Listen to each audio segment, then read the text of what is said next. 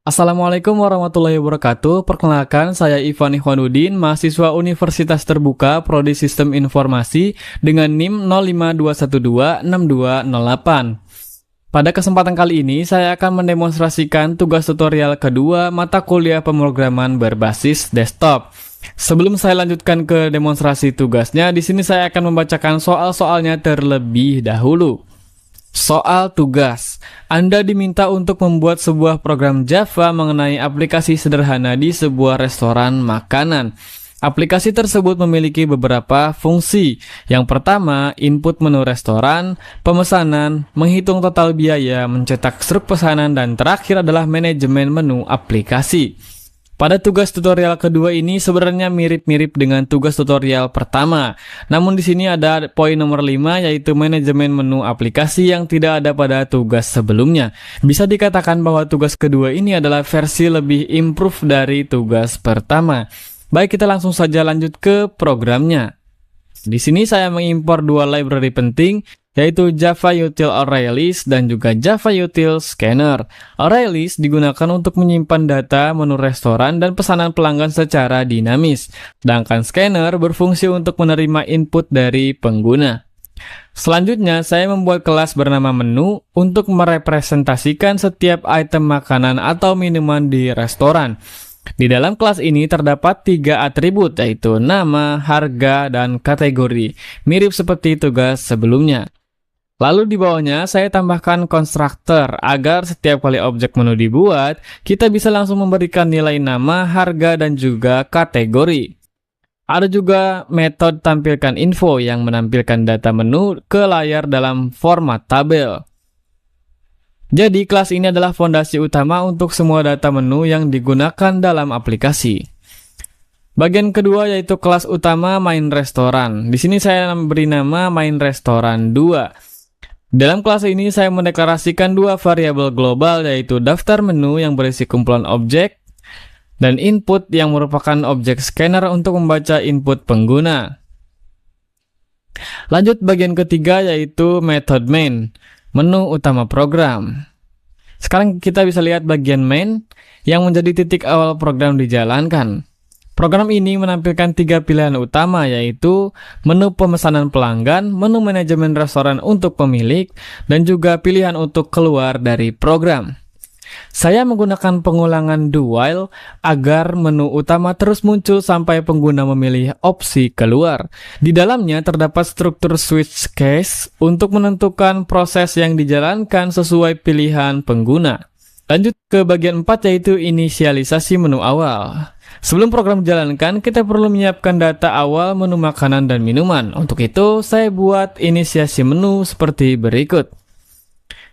Di sini saya menggunakan 8 menu awal, masing-masing 4 kategori makanan dan 4 minuman. Semua objek menu ini langsung disimpan dalam array list daftar menu menggunakan metode add. Bagian kelima yaitu menu pelanggan, bagian awal interaksi untuk user. Di bagian awal saya menyiapkan dua array list yaitu pesan nama dan juga pesan jumlah untuk menyimpan daftar pesanan dan jumlah masing-masing item yang dipesan oleh pelanggan. Kemudian metode tampilkan menu akan memunculkan daftar makanan dan minuman agar pelanggan bisa melihat menu yang tersedia. Setelah itu, program meminta pengguna mengetik nama menu yang ingin dipesan. Proses ini menggunakan perulangan while true agar pelanggan bisa memasukkan pesanan lebih dari satu item. Jika pelanggan mengetik selesai, maka perulangan berhenti dan program beralih ke tahap cetak struk. Baik, kita lanjut ke bagian fitur menu pelanggan dan juga proses cetak struk pembayaran. Pertama, di dalam fungsi menu pelanggan, kita membuat dua buah array list, yaitu pesan nama untuk menyimpan nama menu yang dipesan dan juga pesan jumlah untuk menyimpan jumlah setiap pesanan. Sebelum pesanan disimpan, sistem akan memeriksa apakah menu tersebut tersedia menggunakan opsi cek menu. Jika menu ada, maka pengguna diminta memasukkan jumlah pesanan dalam bentuk angka. Apabila tidak ada pesanan yang dimasukkan, maka program akan menampilkan pesan tidak ada pesan yang dimasukkan. Tapi kalau ada, maka program akan lanjut memanggil fungsi cetak struk untuk menampilkan hasil pesanan pelanggan. Pertama, kita menampilkan tabel berisi nama menu, jumlah pesanan yang dipesan, harga satuan, dan juga total harga untuk setiap item. Lalu setiap total kemudian dijumlahkan ke variabel subtotal. Setelah semua item selesai dihitung, program akan menambahkan pajak 10% dari subtotal, biaya layanan tetap sebesar 20.000 dan hasil akhirnya disimpan dalam variabel total. Selanjutnya, terdapat struk keputusan if-else untuk menentukan apakah pelanggan dapat promo atau diskon. Jika subtotal lebih dari 100.000, maka pelanggan mendapatkan diskon 10%, dan juga jika subtotal lebih dari 50.000, maka program muncul promo beli satu gratis satu untuk kategori minuman. Dan jika kurang dari itu, tampilkan pesan tidak ada promo atau diskon. Bagian terakhir dalam fungsi cetak struk adalah pilihan metode pembayaran. Program menampilkan 3 pilihan, yaitu tunai, transfer bank, e-wallet. Pengguna bisa memilih dengan mengetik angka 1, 2, atau 3. Di sini digunakan struktur switch case untuk menentukan output. Jika pilihan 1, maka tampil pesan pembayaran tunai berhasil. Jika pilih 2, maka tampil pembayaran melalui transfer bank berhasil.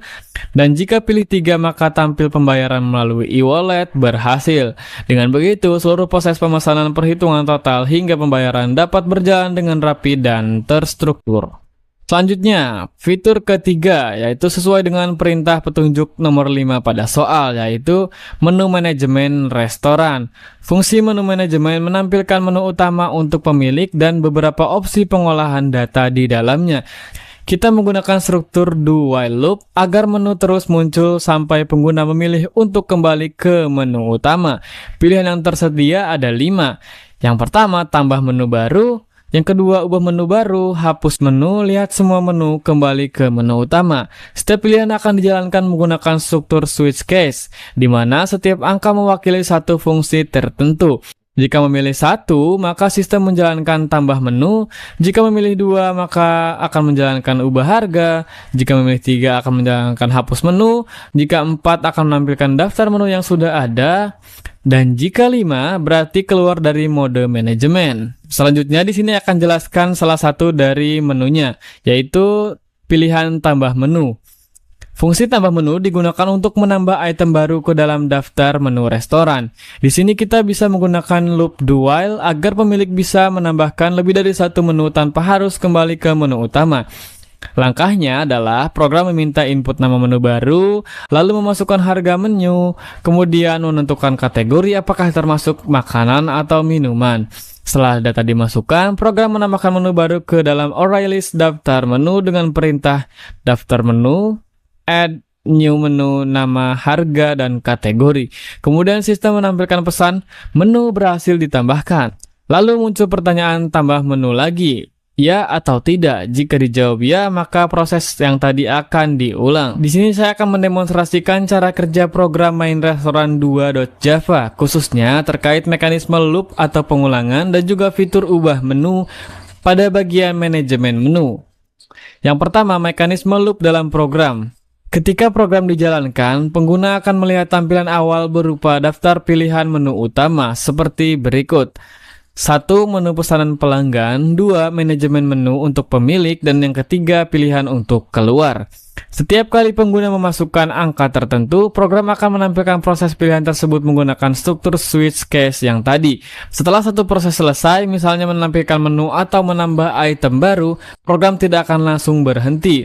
Loop akan kembali menampilkan menu utama sehingga pengguna dapat melakukan perintah lain tanpa harus menjalankan ulang programnya. Baik, langsung saja kita coba salah satu fiturnya, yaitu ubah menu. Di sini saya akan pilih dulu menunya. Ubah menu ada di bagian nomor 2, yaitu manajemen menu. Dan di sini akan muncul menu manajemen restoran. Yang pertama, tambah menu baru. Kedua, ubah harga menu. Yang ketiga, hapus menu. Keempat, lihat semua menu. Dan yang kelima, kembali ke menu utama. Berikut saya akan simulasikan fitur ketika tambah menu dijalankan. Misalnya saya akan ketikkan nomor 1 tambah menu baru. Di sini saya diminta untuk memasukkan nama menu baru. Misalnya namanya sate padang. Masukkan harga. Misalnya sate padang saya kasih harga 19.000. Masukkan kategori makanan atau minuman. Sate Padang ya makanan. Makanan. Lalu menu berhasil ditambahkan. Tambah menu lagi, ya atau tidak. Jika tidak, maka akan kembali ke menu utama sesuai dengan prinsip loop. Tidak. Baik, itulah demonstrasi dari tugas tutorial kedua pemrograman berbasis desktop. Dengan demikian, seluruh fitur utama pada program ini sudah lengkap, mulai dari proses pemesanan pelanggan, pencetakan struk, harga, hingga sistem manajemen untuk pemilik restoran. Program ini menunjukkan penerapan konsep array list, class, dan objek, serta struktur kontrol seperti if, else, switch, dan loop dalam Java secara nyata. Terima kasih sudah menyimak penjelasan program ini, semoga bermanfaat dan dapat menjadi inspirasi dalam pengembangan aplikasi restoran berbasis Java ke depannya. Saya ucapkan juga terima kasih kepada Bapak Ibu dosen atas bimbingannya. Sekian dari saya, wassalamualaikum warahmatullahi wabarakatuh.